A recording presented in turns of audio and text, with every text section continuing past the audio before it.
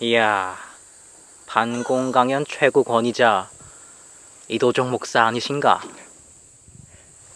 거 이참에 그 말도 안 되는 고집 꺾고 우리랑 합수하면 어떤가? 어? 우리가 공산주의 지상낙원을 만드는데 열심히 기도해주면 어떻소? 우리의 승리를 위해서 말이오. 그런 말도 안 되는 기도는 할 수 없어. 지금이라도 네가 믿는 그 미제 귀신 버리고 우리와 합세한다고 하면 내 목숨은 붙여 보내드리지. 아니면 우리의 승리를 위해서 기도해주던가. 당신도 목사이기 전에 한 가족의 가장일 텐데 처자식 생각은 해야 되지 않겠어? 빨리 말해. 내가 셋 센다. 하나, 둘.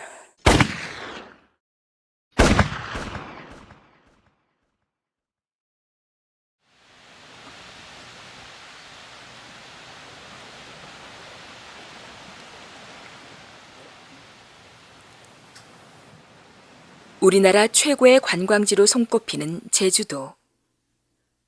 불과 70여 년 전 이곳은 피비린내 나는 지옥과 같은 현장이었다. 이제 그것을 기억하는 이들은 많지 않다.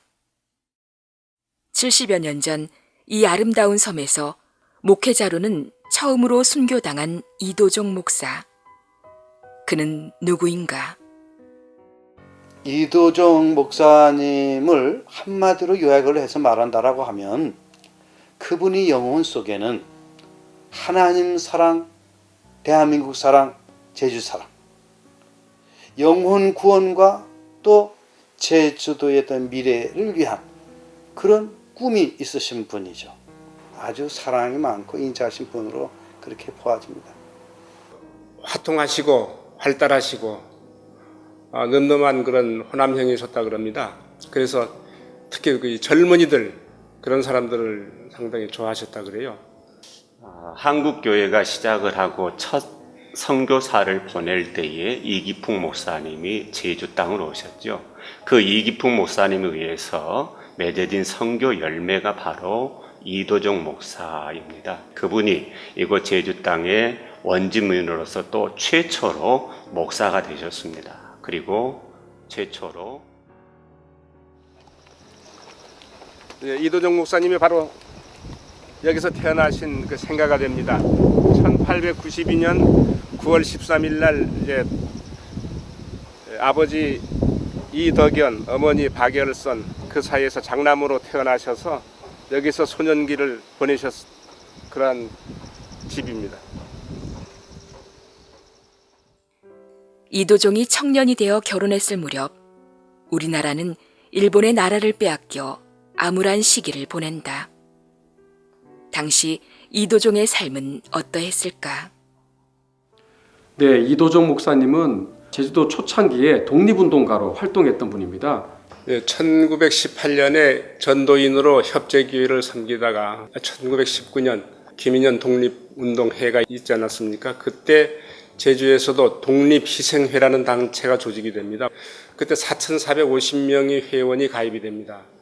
그 비밀 결사 조직을 통해서 제주도에 있는 많은 그 도민들을 찾아다니면서 상해에서 창립이 된 대한민국 임시정부에 군자금을 전달하기 위한 그런 일을 이제 이도종 목사님이 청년 시절에 했던 거예요. 한 1만 원, 당시 1원이면 쌀 한 가문이라 그래요. 그러니까 그 1만 원 그런 모금을 해가지고 상해 임시정부에 전달하게 됩니다. 그 당시 그 일로 인해 가지고 한 60여 명이 갇히게 되는데 그때 그 일로 모든 일은 책임을 지고 조봉호 순국여사 그분이 옥에 갇혀서 결국 순국하시게 되고 이도종 목사님은 6개월 만에 나오게 되는데 6개월 동안 얼마나 많은 그런 고문을 당했는지 몰라요. 그래서 집에 나올 때는 걸음을 잘 걷지 못해가지고 가족 식구들이 이해해가지고 밖에 왜 이리 오래 서 계세요? 다리도 아프실 텐데. 얼른 들어가세요. 먼저 간 동지들, 지금도 도옥된 채 고문받고 있는 동지들을 생각하면 내 처지가 너무 화활한 것 같소. 하실 만큼 하셨잖아요. 자식들 생각하셔서 먼저 몸부터 챙기세요. 나라 빼앗긴 서로, 일본 앞에서 한없이 무능하고 초라한 내 자신을 생각하면 마음을 진정시킬 수가 없어. 그게 당신 혼자 해결할 수 있는 일도 아니고. 육신의 몸도 망가져 이렇게 되어 나라를 위해 몸 바치는 것도 어렵게 되었어.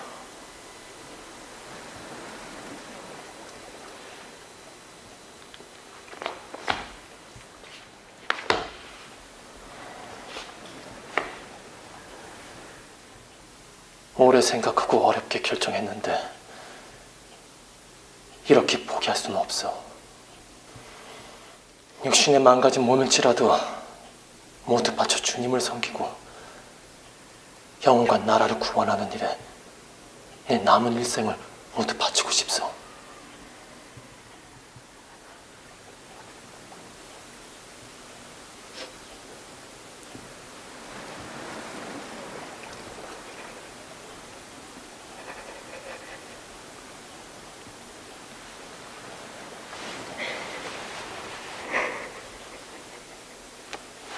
군자금 모금 사건으로 모진 고문을 받고 이제 6개월 만에 돌아왔는데 이런 생각 저런 생각 많이 하시게 됐죠.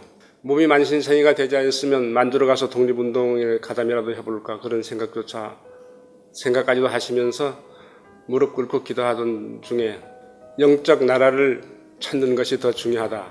그러한 기도의 응답을 받으신 것 같아요. 그래서 그렇게 결심을 하시고 목회자의 길을 나섰다고 합니다. 남은 여생 목회자의 길을 걷기로 한 이도종은 평양 신학교로 향했다. 넉넉지 않은 형편에 처자식을 두고 평양에까지 가서 공부한다는 것은 매우 힘든 일이었고 내조하는 아내의 지원 없이는 불가능한 일이었다. 1926년 평양 신학교를 졸업한 이도종은 1927년 목사 안수를 받고 김제읍 교회에서 시무했다. 교회를 부흥시켜 새 건물도 짓고 교인 수도 늘어났지만 이도종의 목회 생활은 순탄치 않았다. 김제교회 제3대 목회자로 이렇게 부임을 하셔서 그 청년들 집회가 있을 때면 항상 청년들에게 꿈을 가져라. 나라를 생각해야 된다. 독립심을 심어주는 그런 내용으로 자꾸 그런 말씀을 하셔서 그곳 김제경찰서에서 완전 요시찰 인물이 돼버린 겁니다.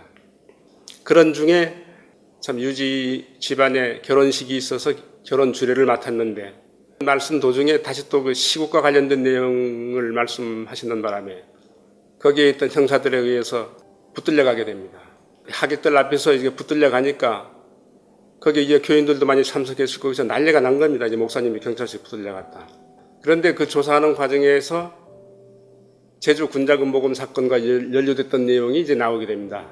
그러니 그 담당했던 분이 이런 사람 두면 교회도 덕스럽지 못할 거고 우리도 귀찮고 내보내시오. 이런저런 생각을 한 끝에 이제 교회에서 사면을 권면하게 되죠. 이도종 목사님은 이제 고향 제주로 가서 목회 활동을 해야겠다는 그런 굳은 결심을 하시고 1929년에 이제 고향으로 오시게 됩니다.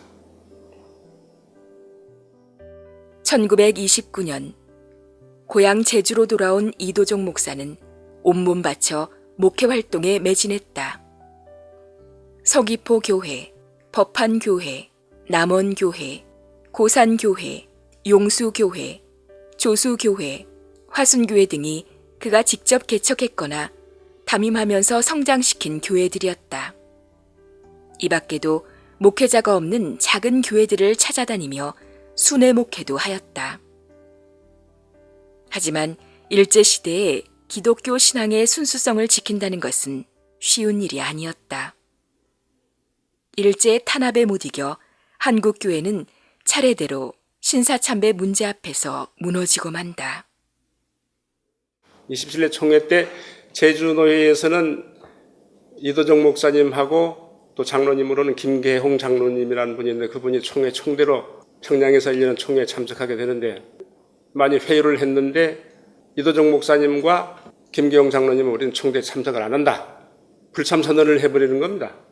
그 일로 인해 가지고 1개월 정도 경찰에 구금된 적이 있습니다. 45년에 이제 해방이 되기까지 일제의 탄압이라는 건 이루 말할 수 없었습니다.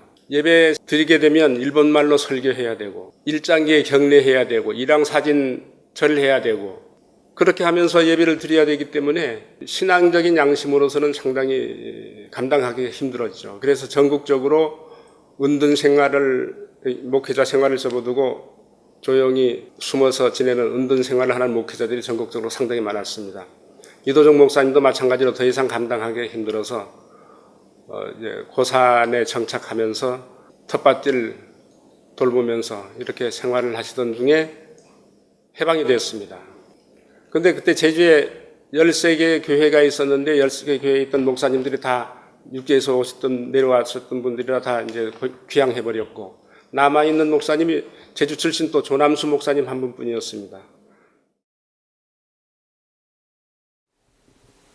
목사님, 아시다시피 지금 제주도에 남아있는 목회자가 목사님과 저 정도밖에 없습니다.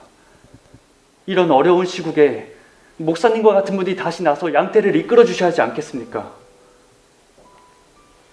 목사님, 다시 생각해 주십시오. 오늘 제가 온 것도 주님의 뜻으로 온 것이 아닐까요? 저를 봐서가 아니라 불쌍한 제주도 영혼들을 위해 다시 나서 주십시오.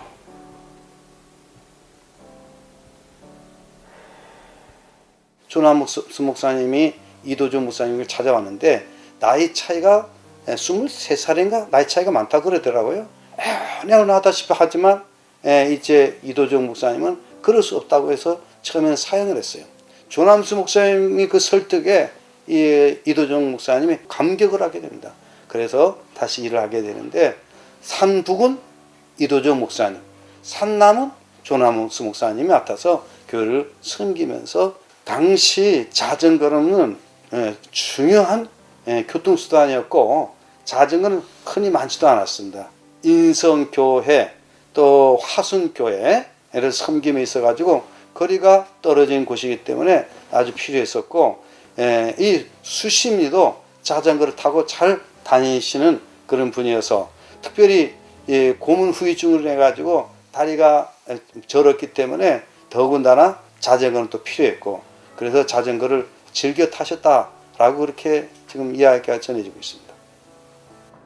목회자들은 부족하고 교회는 많고 하니까 그 소위 그 순회 목회를 하셨거든요. 예를 들어 주일 예배는 대전교에서 드렸다, 수요 예배는 뭐 화성교에서 드렸다, 뭐 그런 식으로 해서 이렇게 또 많은 곳을 다녀야 되기 때문에 자전거가 그렇게 또 필요했던 것 같습니다.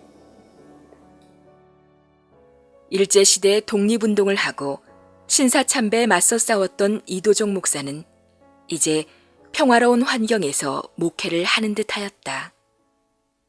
그러나 우리나라는 당시 심한 정치적 혼란기를 겪고 있었다. 북한 지역은 이제 소련 스탈린에 의해서 빠른 속도로 이제 공산화가 이제 시작이 됩니다.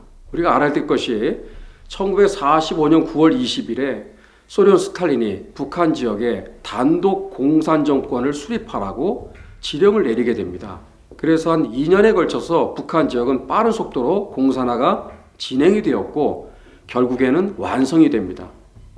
그럼 남한은 어떤가? 남한 사회는 해방 이후에 건국의 흐름을 주도하는 세력들이 대부분 사회주의와 공산주의를 지지하는 세력들이었습니다.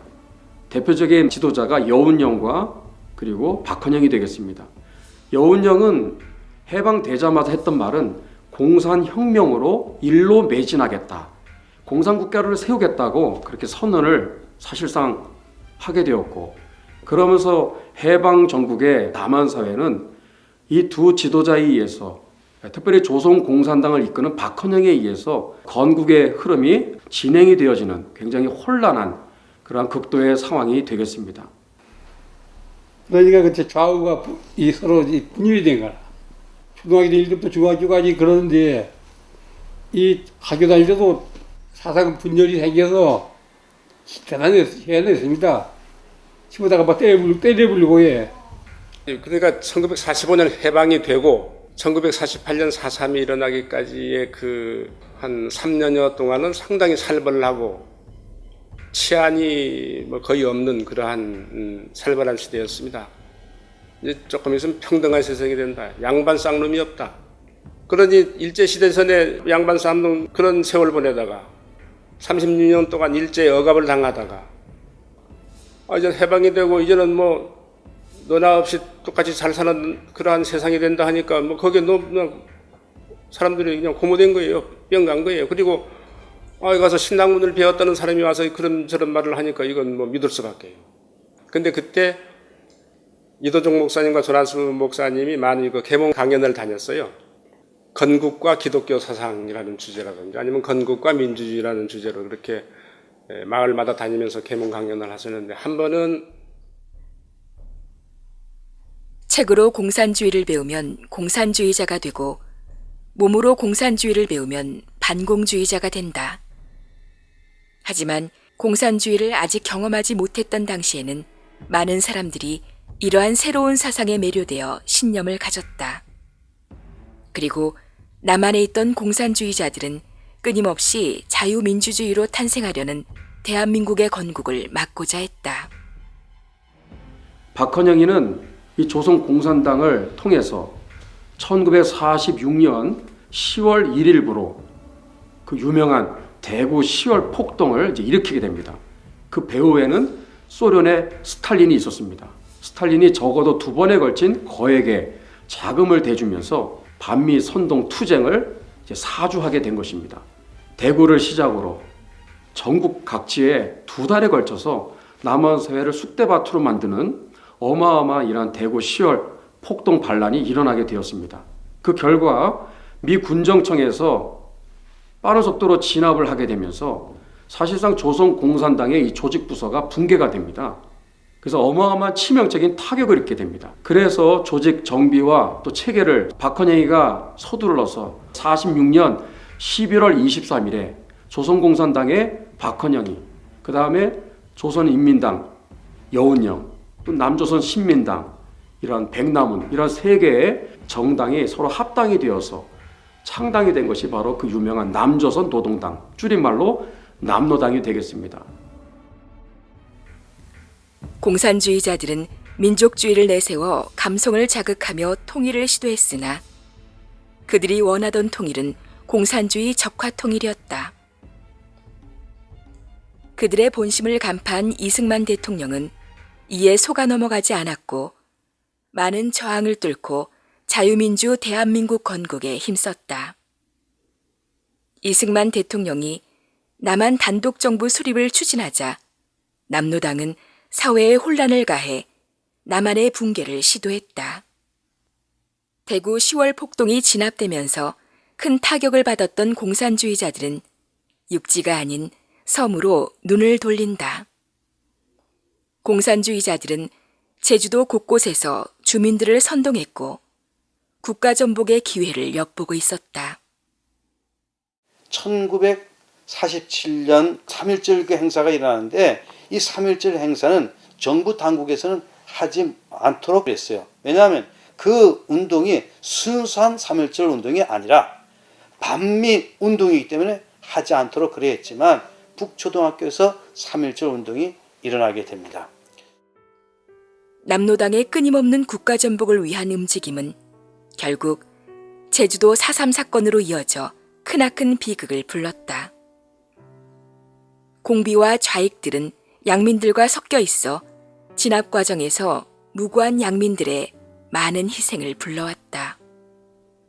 당시 경찰과 군인들의 진압은 정당했을까? 김대중 대통령이 CNN하고 회담할 때 제주 4.3은 공산당의 폭동으로 일어났지만 무고하게 그 희생된 사람들이 있으니까 이런 사람들에 대해서는 누명을 벗겨줘야 된다. 이렇게 말씀을 했거든요. 그때 당시 남노당 핵심자들에게는 흔히 제주도민이 다 폭도라고 했습니다.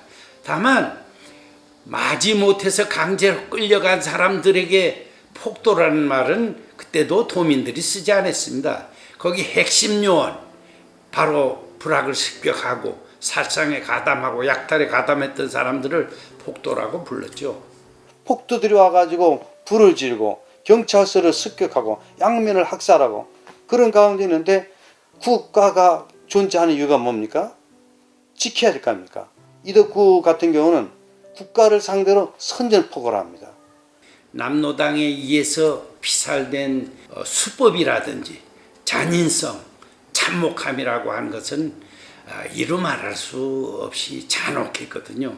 그 남원읍에는 강학송이 증언에 의하면 자기 부친이 보초를 그 서고하는 그런 책임자였었는데 습격을 해가지고 사지를 토막을 내고 그 다음에 성기를 잘라가지고 입에 물리고 그래서 그 시체를 업고 오는데 피가 흘러서 그때 고무신을 신었는데 고무신이 미끄러서 집까지 운반하는데도 고무신이 벗겨질 정도로 그렇게 했습니다. 우리 집에 들어와 놓으니까 얘 안빠 이건 뭐 이건 말이다 양 자기네가 가져가고 싶은 건 쌀인 마해라 쌀랑 뚜껑 전부 쌀 항아리지 않을까 항아리는 전부 뒤졌어 그놈들 다 뒤졌 뭐 그땐 우리 먹을 쌀도 없는데 이경 쌀이 있을 때고 이게 털어갈래자 털어갈 식량도 없고 우리 어머니 살려주세면서 막 뭐 해가니까 이 축창으로 일일이 막 찔러보니까 좀 몇 년 고생했죠 어머니가. 저희 아버지하고 형님이 돌아갔습니다. 그 형님은 이 폭도들이 내려와서 잡아갔어요.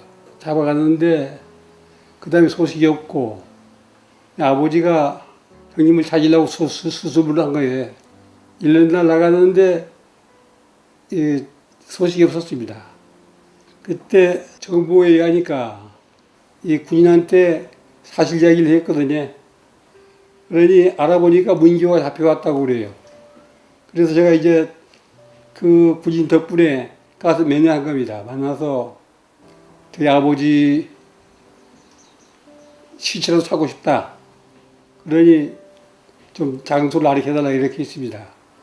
그래서 거기서 약도를 그려줬어요. 이후에 형제복이 있는데 형제복 뒤에 개울이 있습니다. 그래서 찾아가는데 마침 풀이 무거진 데가 있어 마치. 그풀 땡겨보니까 신발도 저희 아버지 신발이고 이복도 그렇고 그 다음에 형님은 이 삼별초 토석이지 그 안에 시체가 굴리고 있다고 그런 말이 정보가 들려서 어머니가 가보니까 우리 형님 시체가 맞다 이겁니다. 머리빨이 굴르고 있고 뼈다구로 다 이 개들 뜯어먹고 해. 그래서 막 흩어지거나 마시. 아버지는 목에 배가 감겨 있었습니다. 그래 목 졸라 죽인 것 같고 형님은 목이 잘라진 거 보니까 이 칼로 자른 것 같아 마시. 그 대정읍 신도리의 김치부라고 그 사람이 구장을 했었는데 그 이웃 마을의 공비가 그 침투를 해가지고 김치부를 난자해서 죽였습니다. 그때 마침 거기 같은 장소에 있던 마누라가 그것을 제지하려고 하니까 이 마누라를 끌고 말방앗간이라고 방앗간에 가가지고 임신 8개월인데 난자해서 죽여가지고 보니까 뭐 하늘을 쏘암지기 불이 불꽃이 올라와.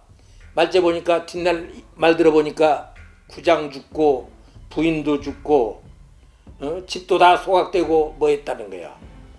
그럴 리가 있느냐고. 그때는 우리가 이제 그 국민학교 다닐 때쯤에 우리 친구들이 이제 가보자고 말이야. 그냥 간 보니까 그 부인이 그 임신된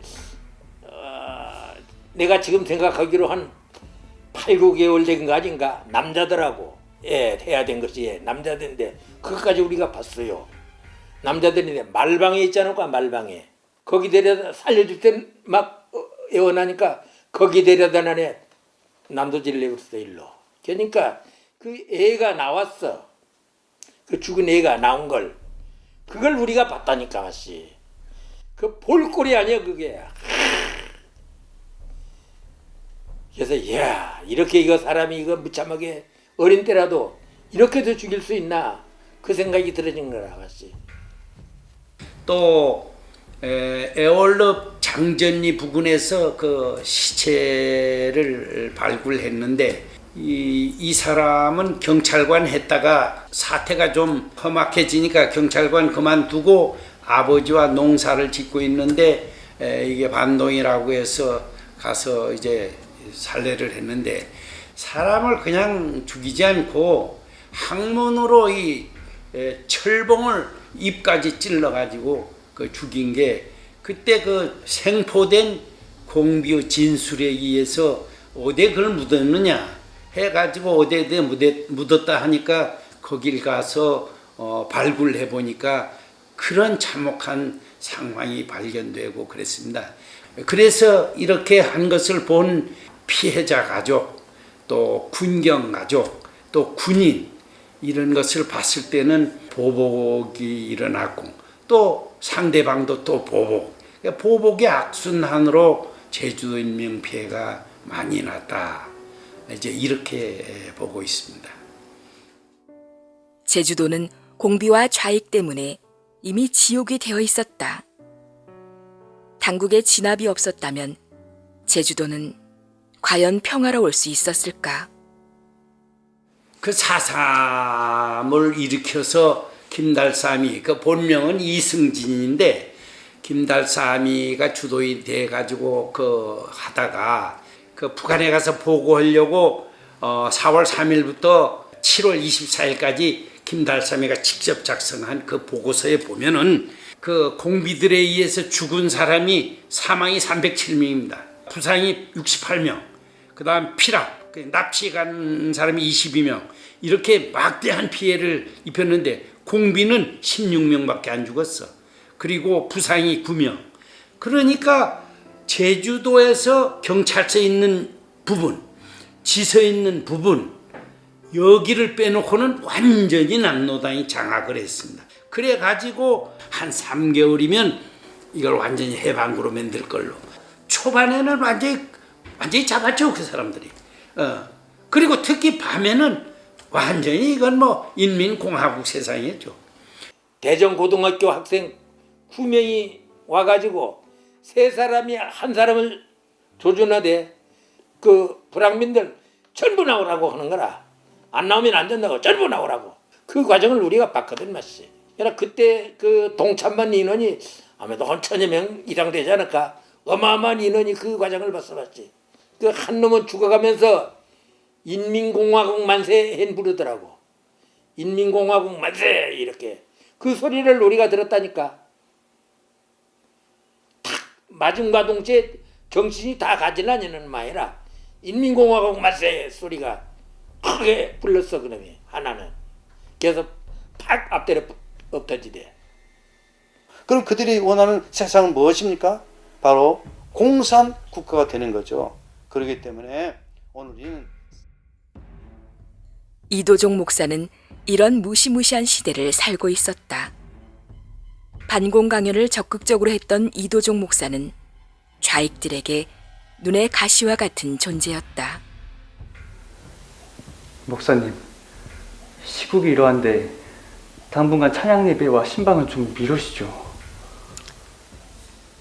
내 육신이 안위를 생각했다면 다시는 목회를 안 했을 것이요.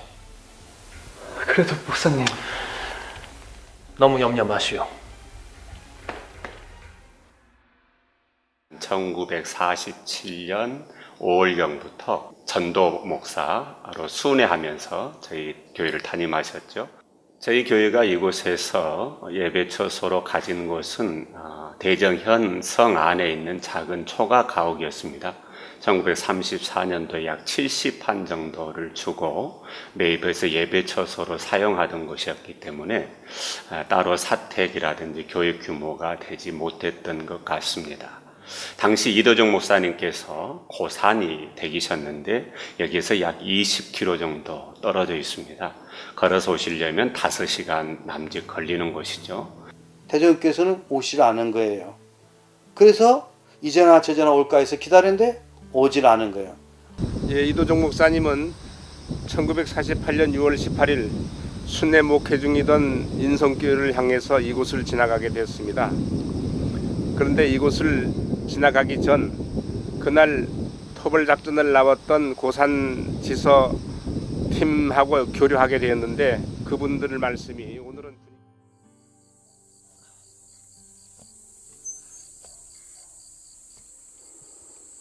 목사님, 이 시간에 어디로 가십니까? 평소에 하던 대로 순회 목회하러 갑니다. 오늘은 상황이 좋지 않습니다. 이쪽 길로 가셔서 일주도로로 가시죠. 괜찮습니다. 항상 가던 길인데요.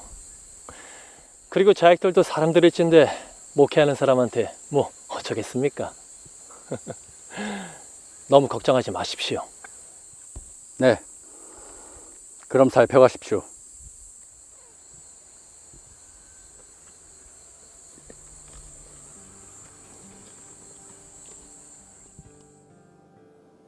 교회에서는 아무리 기다려도 목사님이 안 오고 집에서는 또 돌아올 때 됐는데 나타나지 않고 그렇게 해서 하루 이틀 한 달 두 달 지났습니다. 이제 대전교회에서는 새벽기도 할 때마다 그냥 무릎 꿇고 교인들이 통곡을 하면서 기도하는 겁니다. 하나님, 목사님이 만약 폭도들한테 죽임을 당했다는 그 시신만이라도 찾을 수 있도록 은혜를 베풀어 주십시오. 그렇게 눈물에 통곡을 하며 새벽기도회가 진행되고 한 1년쯤 지났을 때 그때는 마을별로 젊은 사람들이 나서서 보초를 섰거든요. 그 폭도들의 출입을 감시하고 막고 그런 걸 하면서. 근데 이도정 목사님의 동생, 그 세 번째 동생 기종, 막내 동생 성종, 그 두 분이 마침 그 당번을 서서 할 때 이도정 목사님이 순교 현장에 있던 폭도대장 몽치라 속칭 그 몽치 불렀다고 그럽니다. 그 사람이 먹을 식량도 떨어지고 하니까 먹을 거 좀 약탈해서 구해보려고 내려왔다가 마침 붙들렸어요.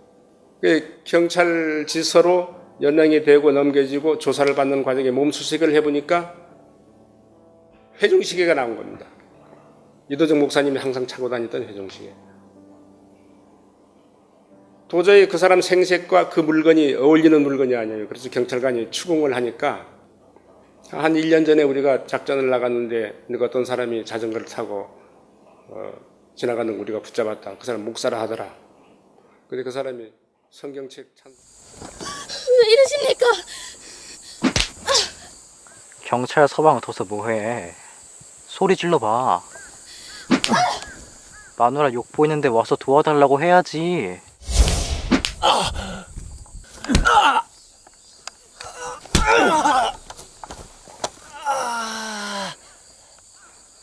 이야, 반공강연 최고 권위자 이도정 목사 아니신가?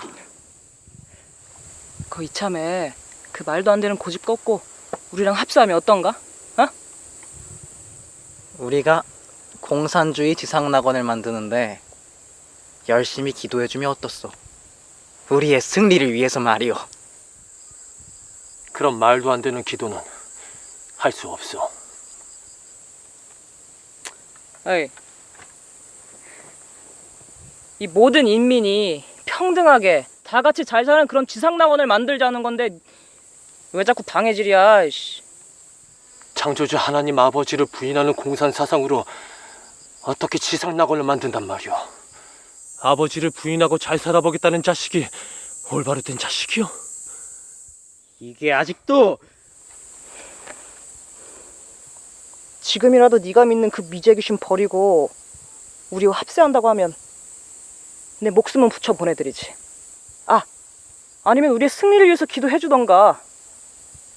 당신도 목사이기 전에 한 가족의 가장일 텐데 처자식 생각은 해야 되지 않겠어?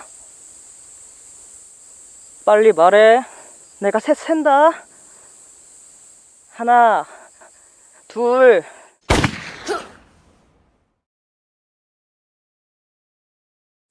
너 같은 악질 반동 예수쟁이는 곱게 보내주면 안 되지. 미제 예수 사상으로 인민들을 선동하면 어떤 대가를 치르게 되는지 똑똑히 알려줘야 돼. 총알도 아깝다. 저기 구덩이에다가 산채로 묻어버려.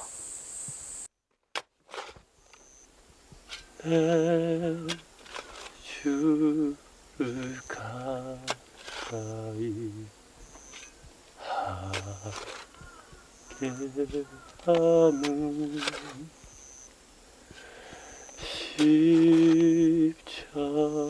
십자가지 같은 고통이나 내 스스로는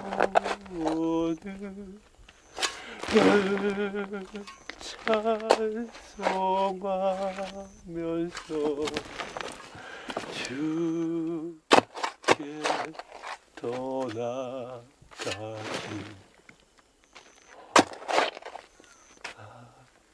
합니다.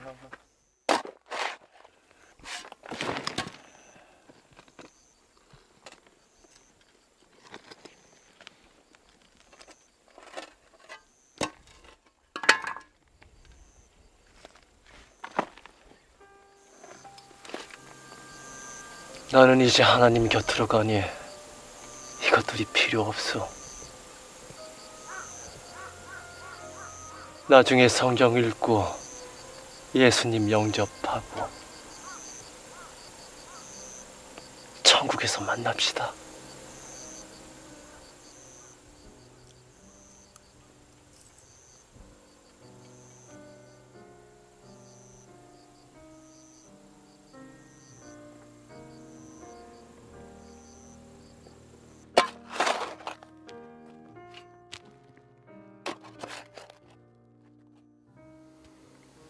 하나님 아버지, 저희 기도를 들으시옵소서. 이들의 죄를 용서해 주시고 이들을 불쌍히 여겨 주옵소서. 자기들이 얼마나 잘못된 일을 저지르는지 알지 못합니다. 예수 믿고 구원받게 하옵소서. 주여, 제 영혼을 받아 주옵소서.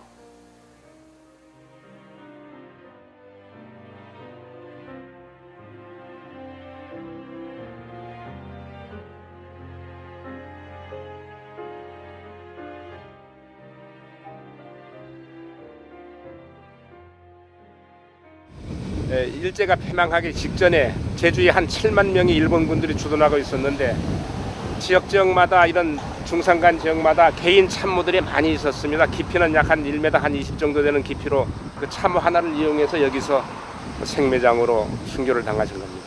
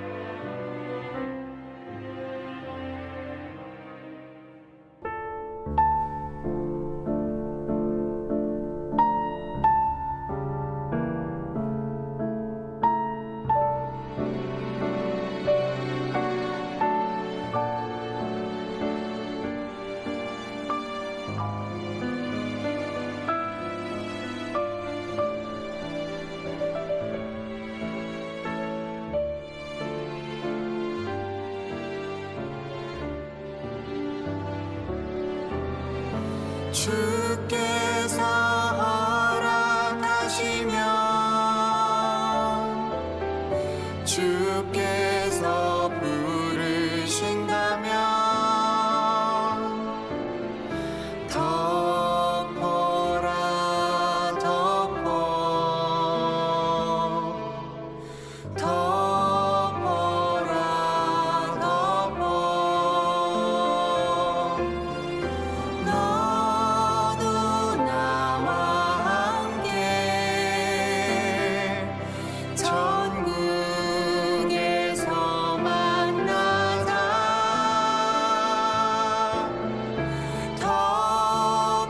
덮어라 덮어